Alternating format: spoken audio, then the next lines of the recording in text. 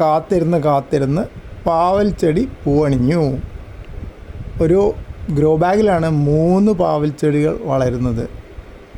അതിൽ കൊള്ളാവുന്നത്ര മണ്ണും അതിൽ പറ്റുന്നത്ര ചാണകപ്പൊടിയും ഒക്കെ ഇട്ട് കൊടുത്തിട്ടുണ്ട്. അതിൻ്റെ സൈഡിൽ ആ പയർ പടരുന്നുണ്ട്. ആ പയറും കൂടെ ഈ ഗ്രോ ബാഗിലാണ് കൊണ്ടുവന്നത്. പിന്നെ 3 പയർ തൈകളും 3 പാവലും കൂടെ വളരാൻ അതിൽ സ്ഥലമില്ലാത്തതുകൊണ്ട് അത് പറിച്ച് നട്ടു. തൊട്ടപ്പുറത്തൊരു തക്കാളി ചെടിയും കാണാം. പാവൽ ചെടികളിൽ ഒരെണ്ണം ഡ്രിപ്പ് ഇറിഗേഷൻ പൈപ്പിൻ്റെ മുകളിൽ കൂടെ പടർത്തി വിട്ടിട്ടുണ്ട്.